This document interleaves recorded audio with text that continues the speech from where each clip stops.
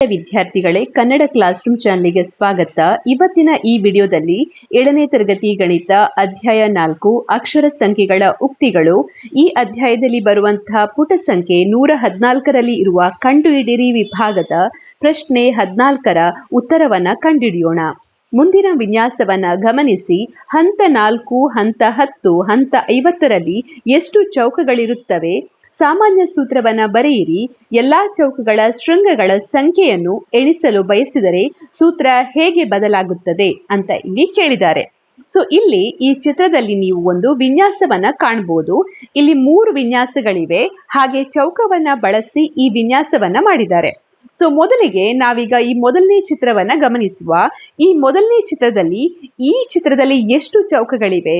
1, 2, 3, 4, 5. So ಮೊದಲನೇ ಚಿತ್ರದಲ್ಲಿ 5 ಚೌಕಗಳನ್ನ ನೀವಿಲ್ಲಿ ಕಾಣಬಹುದು. ಮಧ್ಯದಲ್ಲಿ 1 ಚೌಕ ಇದೆ, ಹಾಗೆ ಸುತ್ತಲೂ 4 ಚೌಕ ಇದೆ. ಅಂದ್ರೆ 4 + 1 = 5. ನಂತರ ಎರಡನೇ ಚೌಕ ಅಥವಾ ಎರಡನೇ ವಿನ್ಯಾಸವನ್ನ ಗಮನಿಸಿದ್ರೆ ಇಲ್ಲಿ ಎಷ್ಟು ಚೌಕಗಳಿವೆ? ಇಲ್ಲಿ ನೀವು ಕಾಣಬಹುದು, ಇಲ್ಲಿ 9 ಚೌಕಗಳಿವೆ. 1, 2, 3, 4, 5, 6, 7, 8, 9 ಚೌಕಗಳಿವೆ. ಸೊ ಮಧ್ಯದಲ್ಲಿ 1 ಚೌಕ ಇದೆ. ಹಾಗೆ 4ರದ್ದು 2 ಆಕೃತಿಗಳಿವೆ. ಅಂದ್ರೆ 4 × 2 + 1 = 9 ಅಂತ ಹೇಳ್ಬೋದು. ನಂತರ ಮೂರನೇ ವಿನ್ಯಾಸವನ್ನ ನೋಡಿದ್ರೆ, ಮೂರನೇ ವಿನ್ಯಾಸದಲ್ಲಿ ಎಷ್ಟು ಚೌಕಗಳಿವೆ? 1, 2, 3, 4, 5, 6, 7, 8, 9, 10, 11, 12, 13. ಸೊ ಇಲ್ಲಿ 13 ಚೌಕಗಳಿವೆ. ಸೊ ಮಧ್ಯದಲ್ಲಿ 1 ಚೌಕ ಇದೆ. ಹಾಗೆ ಇಲ್ಲಿ ಒಂದು 4 ಚೌಕಗಳಿವೆ, ಒಂದು ವಿನ್ಯಾಸ. ಹಾಗೆ ಪುನಃ ಇಲ್ಲಿ 4ರ ಇನ್ನೊಂದು ವಿನ್ಯಾಸ. ಹಾಗೆ ಇಲ್ಲಿ 4 ಚೌಕಗಳ ಇನ್ನೊಂದು ವಿನ್ಯಾಸ. ಅಂದ್ರೆ 4 ಚೌಕಗಳ 3 ವಿನ್ಯಾಸ ಇದೆ. ಮತ್ತೆ ಮಧ್ಯದಲ್ಲಿ 1 ಚೌಕ ಇದೆ. ಸೊ 4 × 3 + 1 ಅಂದ್ರೆ 13 ಅಂತ ಹೇಳ್ಬೋದು. ಹೀಗೆ ನೆಕ್ಸ್ಟ್ ವಿನ್ಯಾಸವನ್ನ ನೀವು ತೆಗೆದುಕೊಂಡ್ರೆ ಅದರಲ್ಲಿ 17 ಚೌಕಗಳಿರ್ತವೆ. 17 ಚೌಕಗಳು ಅಂತ ಹೇಳಿದ್ರೆ 4 × 4 + 1 16 + 1 ಅಂತ ಹೇಳಿದ್ರೆ 17 ಚೌಕಗಳು ಇರುವುದನ್ನ ನೀವು ಕಾಣಬಹುದು. ಆ ವಿನ್ಯಾಸವನ್ನ ನಮ್ಗೀಗ ಕೊಟ್ಟಿಲ್ಲ. ಸೊ ನಾವಿಲ್ಲಿ ಕಂಡುಹಿಡಿಬೇಕಾಗಿರುವಂತದ್ದು ಏನಂದ್ರೆ, ಮೊದಲನೇ ಹಂತ 4, ಹಂತ 10 ಮತ್ತೆ ಹಂತ 50ರಲ್ಲಿ ಎಷ್ಟು ಚೌಕಗಳಿರ್ತವೆ ಅಂತ ಕಂಡುಹಿಡಿಬೇಕು. ಸೊ ಅದಕ್ಕೋಸ್ಕರ ಮೊದಲಿಗೆ ನಮಗೆ ಕೊಟ್ಟಿರುವಂತ 3 ಹಂತಗಳು ಏನಿದೆ, ಹಂತ 1, ಹಂತ 2 ಮತ್ತೆ ಹಂತ 3ರಲ್ಲಿ ಇರುವಂತ ಚೌಕಗಳ ಸಂಖ್ಯೆಯನ್ನ ಬರೆಯುವ.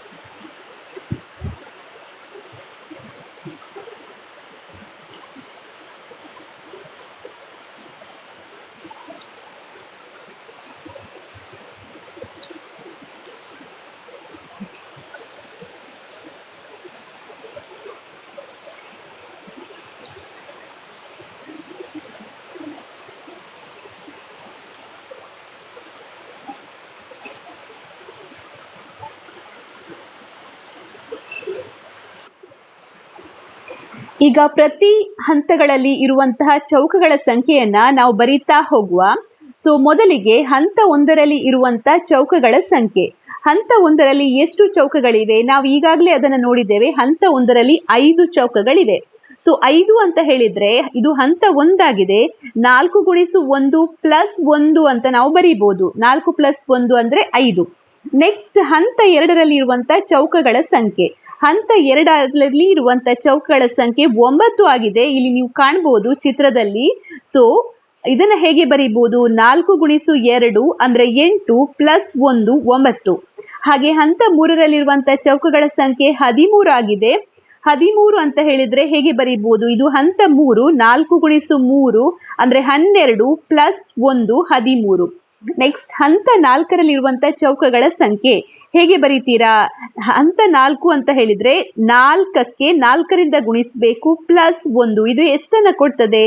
4 ಗುಣಿಸು 4 16 ಪ್ಲಸ್ 1 ಅಂದ್ರೆ 17 ಕೊಡ್ತದೆ. ನೆಕ್ಸ್ಟ್ ಹಂತ 10ರಲ್ಲಿರುವಂತ ಚೌಕಗಳ ಸಂಖ್ಯೆ ಅಂದ್ರೆ 4ಕ್ಕೆ ನಾವು 10ರಿಂದ ಗುಣಿಸಬೇಕು ಪ್ಲಸ್ 1 ಮಾಡಬೇಕು. ಸೊ 4 ಗುಣಿಸು 10 40 ಪ್ಲಸ್ 1 ಇದು 41 ಕೊಡ್ತದೆ. ಹಂತ 50ರಲ್ಲಿರುವಂತ ಚೌಕಗಳ ಸಂಖ್ಯೆ ಹೇಗೆ ಕಂಡುಹಿಡಿಬಹುದು? 4ಕ್ಕೆ ನಾವು ಎಷ್ಟರಿಂದ ಗುಣಿಸಬೇಕು? 4 ಗುಣಿಸು 50 ಮಾಡಬೇಕು. ಸೊ 4 ಗುಣಿಸು 50 ಅಂದ್ರೆ 200 ಪ್ಲಸ್ 1. ಸೊ ಇದು ನಮಗೆ 201 ಕೊಡ್ತದೆ. ಸೊ ಈ ರೀತಿಯಲ್ಲಿ ನಾವು ಎಲ್ಲಾ ಹಂತಗಳಲ್ಲಿರುವಂತ ನಮಗೆ ಕೇಳಿರುವಂತಹ ಹಂತಗಳ ಚೌಕಗಳ ಸಂಖ್ಯೆಯನ್ನ ಕಂಡುಹಿಡಿದಿದ್ದೇವೆ. ನಂತರ ನಾವೇನ್ ಮಾಡಬೇಕು? ನಾವು ನೆಕ್ಸ್ಟ್ ಸಾಮಾನ್ಯ ಸೂತ್ರವನ್ನ ಬರೀಬೇಕು.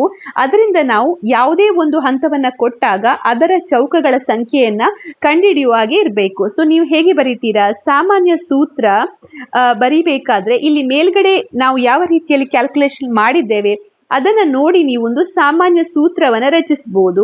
ಸೊ ಇಲ್ಲಿ ನೀವು ಗಮನಿಸಿದ್ರೆ ಮೇಲ್ಗಡೆ ಈ 4 ಎನ್ನುವಂಥದ್ದು ಹಾಗೆ ಸ್ಥಿರಾಂಕವಾಗಿದೆ. ಪ್ರತಿಯೊಂದರಲ್ಲೂ ಕೂಡ ಇದೆ.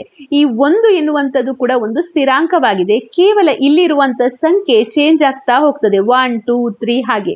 ಹಾಗಾಗಿ 4n ಪ್ಲಸ್ 1 ಎನ್ನುವಂಥದ್ದು ಸಾಮಾನ್ಯ ಸೂತ್ರ ಅಂತ ನಾವಿಲ್ಲಿ ಹೇಳ್ಬೋದು.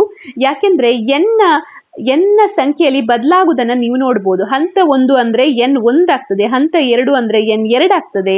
ಸೊ ಈ ರೀತಿಯಲ್ಲಿ ನೀವು ಬದಲಾವಣೆಯಾಗುವುದನ್ನ ನೋಡ್ಬೋದು. ಹಾಗಾಗಿ ಇದಕ್ಕೆ ಸಾಮಾನ್ಯ ಸೂತ್ರ 4n ಪ್ಲಸ್ 1. ಇದನ್ನು ಬೇಕಾದ್ರೆ ನೀವು ಪರೀಕ್ಷಿಸಬಹುದು. ಈಗ 4n ಪ್ಲಸ್ 1 ನಾವು ಸಾಮಾನ್ಯ ಸೂತ್ರ ಅಂತ ತೆಗೆದುಕೊಂಡಿದ್ದೇವೆ. ಈಗ ಉದಾಹರಣೆಗೆ ನಿಮ್ಗೆ ಹಂತ 4ರಲ್ಲಿ ಇರುವಂತಹ ಚೌಕಗಳ ಸಂಖ್ಯೆಯನ್ನು ಕಂಡುಹಿಡಿಬೇಕು ಅಂದ್ರೆ n ಏನಾಗ್ತದೆ? 4 ಆಗ್ತದೆ. ಸೊ 4 ಗುಣಿಸು 4 ಪ್ಲಸ್ 1 ಅಂದ್ರೆ 16 ಪ್ಲಸ್ 1 ಅದು 17 ಕೊಡ್ತದೆ. ಈ ರೀತಿಯಲ್ಲಿ ಯಾವುದೇ ಹಂತದ ಚೌಕಗಳ ಸಂಖ್ಯೆಯನ್ನ ಈ ಸೂತ್ರವನ್ನ ಉಪಯೋಗಿಸಿ ನೀವು ಕಂಡುಹಿಡಿಬಹುದು. ನಂತರ ನಮ್ಗೆ ಕೇಳಿರುವಂತಹ ಕ್ವಶನ್ ಇಲ್ಲಿ ನಮ್ಗೆ ಕೇಳಿದ್ದಾರೆ ಎಲ್ಲಾ ಚೌಕಗಳ ಶೃಂಗಗಳ ಸಂಖ್ಯೆಯನ್ನು ಎಣಿಸಲು ಬಯಸಿದರೆ ಸೂತ್ರ ಹೇಗೆ ಬದಲಾಗುತ್ತದೆ ಅಂತ ಕೇಳಿದ್ದಾರೆ. ಈಗ ನೀವು ಈ ಚಿತ್ರವನ್ನ ಗಮನಿಸಿದ್ರೆ ಒಂದು ಚೌಕವನ್ನ ತೆಗೆದುಕೊಂಡ್ರೆ ಅದರಲ್ಲಿ ಎಷ್ಟು ಶೃಂಗಗಳಿರ್ತವೆ? ಒಂದು ಚೌಕದಲ್ಲಿ 4 ಶೃಂಗಗಳಿರ್ತವೆ ಈ ರೀತಿಯಲ್ಲಿ. ಸೊ ಹಾಗೆ ಈ ರೀತಿ ಇರುವಂತಹ ಚೌಕವನ್ನ ಗಮನಿಸಿದ್ರೆ 1 2 3 4. ಸೊ ನಾವು ಪ್ರತಿ ವಿನ್ಯಾಸದಲ್ಲಿರುವಂತಹ ಒಟ್ಟು ಶೃಂಗಗಳು ಎಷ್ಟು ಅಂತ ಕಂಡುಹಿಡಿಬೇಕು. ಸೊ ಅದಕ್ಕೆ ಏನ್ ಮಾಡ್ಬೋದು? ನಾವು ಏನು ಸಾಮಾನ್ಯ ಸೂತ್ರವನ್ನ ರಚಿಸಿದ್ದೇವೆ ಈ ಸಾಮಾನ್ಯ ಸೂತ್ರಕ್ಕೆ ನಾವು 4ರಿಂದ ಗುಣಿಸಿದಾಗ ನಮ್ಗೆ ಚೌಕದಲ್ಲಿರುವಂತಹ ಒಟ್ಟು ಶೃಂಗಗಳು ಸಿಗ್ತದೆ. ಯಾಕೆಂದ್ರೆ ಈ 4n ಪ್ಲಸ್ 1 ಎನ್ನುವಂಥದ್ದು ನಮ್ಗೆ ಏನನ್ನ ಕೊಡ್ತದೆ? ಚೌಕವನ್ನ ಕೊಡ್ತದೆ. ಹಾಗೆ ಪ್ರತಿ ಚೌಕದಲ್ಲಿರುವಂತಹ ಶೃಂಗಗಳು ಎಷ್ಟು? 4 ಆಗಿರೋದ್ರಿಂದ ಈ ಸಾಮಾನ್ಯ ಸೂತ್ರಕ್ಕೆ ನಾವು 4ರಿಂದ ಗುಣಿಸಬೇಕು. ಸೊ ಚೌಕದಲ್ಲಿರುವಂತಹ ಶೃಂಗಗಳನ್ನ ಕಂಡಿಡ್ಲಿಕ್ಕೆ ಸಾಮಾನ್ಯ ಸೂತ್ರವನ್ನ ಬರೆಯುವ. ಚೌಕಗಳ ಶೃಂಗಗಳ ಸಂಖ್ಯೆಯನ್ನು ಎಣಿಸಲು ಸಾಮಾನ್ಯ ಸೂತ್ರ 4 ಗುಣಿಸು 4n ಪ್ಲಸ್ 1 ಅಂತ ನಾವು ಹೇಳ್ಬೋದು. ಹಾಗೆ 4 ಗುಣಿಸು 4 ಅಂದ್ರೆ 16n ಪ್ಲಸ್ 4 ಎನ್ನುವಂಥದ್ದು ಇದು ನಮಗೆ ಚೌಕಗಳ ಶೃಂಗಗಳ ಸಂಖ್ಯೆಯನ್ನು ಎಣಿಸುವಂತ ಸೂತ್ರವನ್ನ ಕೊಡ್ತದೆ. ನೀವು ಬೇಕಾದ್ರೆ ಇದನ್ನು ಚೆಕ್ ಮಾಡ್ಬೋದು. ಈಗ ಮೊದಲನೇ ಈ ವಿನ್ಯಾಸವನ್ನ ನೀವು ಗಮನಿಸಿ. ಈ ಮೊದಲನೇ ವಿನ್ಯಾಸವನ್ನ ನೋಡಿದ್ರೆ ಇದರಲ್ಲಿ ನಿಮ್ಗೆ ಎಷ್ಟು ಶೃಂಗಗಳು ಕಾಣ್ತದೆ? 1 2 3 4 5 6 7 8 9 10 11 12 13 14 15 16 17 18 19 ಮತ್ತು 20 ಶೃಂಗಗಳು ಕಾಣ್ತದೆ. ಹಾಗಾಗಿ ಈ ಸೂತ್ರವನ್ನ ಈಗ ಉಪಯೋಗಿಸಿದ್ರೆ 16 ಗುಣಿಸು ಮೊದಲನೇ ಹಂತ, ಹಾಗಾಗಿ n ಅಂದ್ರೆ 1 ಪ್ಲಸ್ 4 ಅಂತ ಮಾಡಿದ್ರೆ 16 ಪ್ಲಸ್ 4 ಅಂದ್ರೆ ಇದು 20 ಕೊಡ್ತದೆ. ಸೊ ನಾವು ಕೌಂಟ್ ಮಾಡುವಾಗ ಕೂಡ ನಮಗೆ 20 ಶೃಂಗಗಳು ಸಿಕ್ಕಿದ್ದವು. ಸೊ ಈ ರೀತಿಯಲ್ಲಿ ಈ ಫಾರ್ಮುಲಾವನ್ನ ಉಪಯೋಗಿಸಿ ನೀವು ಚೌಕಗಳ ಶೃಂಗಗಳ ಸಂಖ್ಯೆಯನ್ನು ಕೂಡ ಎಣಿಸಲಿಕ್ಕೆ ಸಾಧ್ಯ ಇದೆ.